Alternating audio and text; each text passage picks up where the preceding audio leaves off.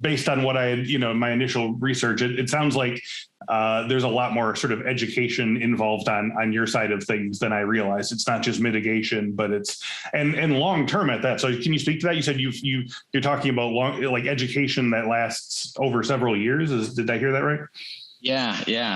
So most of our clients we work with for multiple years at a time, and that's more so on the pre-disaster side of things. Mm-hmm. We also have a disaster deployment team that we call Epicenter Deployment Support Unit.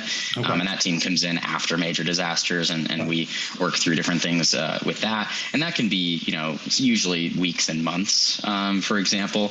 But pre-disaster is the stage that most of us are in most of the time.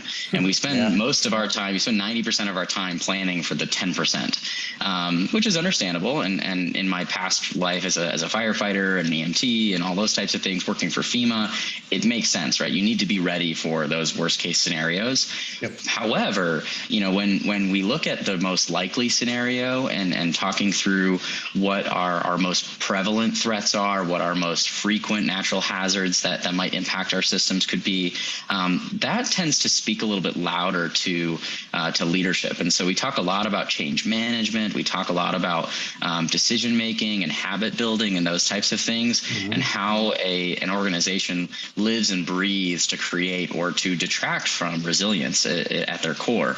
And so what we try to do is by bringing these people together through the education, through engagement, through training and exercise, those types of things, is we try to just open the conversation to let them know, it might be sexy to talk about active shooter incidents right now. It seems like it's been that way for a lot of years.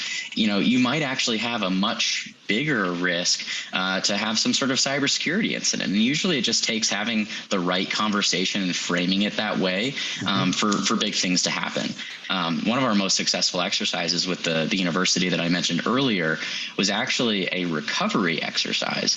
And what we and not sexy at all, right? People don't want to talk about recovery. They want to talk about response because that's when the lights go off and you get to play the hero, right? And understandable. I get that. I get that approach.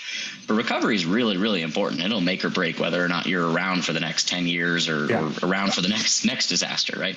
Yeah. So we did this recovery exercise where the incident in question was actually a water main break. But the issue was not the water. The issue was the placement of this university's server room, which was in a basement located right next to a water main. Mm-hmm. And this is a very real hazard and to something that, some of their leadership was familiar with, but most of them were not familiar with. They didn't know that they were at risk for this. And so we started playing this scenario and they thought it was a flooding exercise and that they would have to figure out how to, navigate the water main break and those types of things, or service interruption for drinking water and meal service and the stuff that comes very obvious to that population. They're like, okay, they're immediately going in this direction, which is kind of how we designed the exercise. And then we told them that they couldn't bill because the server that was in question, or there's a few, but one of the main servers that was in question that was impacted by these fictitious flood waters from the water main was actually their connection to their banking platform and to their financial services. And we placed the exercise right around the same time where they were expecting to take all of their payments for the next semester's billing. And if you know anything about universities, money really speaks to them, right? Yeah. Especially now. And that really got the eyes open of their president and of their cabinet members that really weren't sure exactly why we were talking about these things before.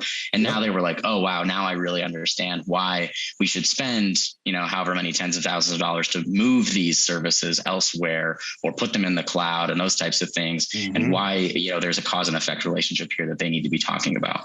How about some free cybersecurity training resources for you and your team? Just go to infosecinstitute.com/free to get ebooks, training guides, and more than 100 cybersecurity training courses, all free for CyberWork listeners. Go to infosecinstitute.com/free and start learning crucial new skills today.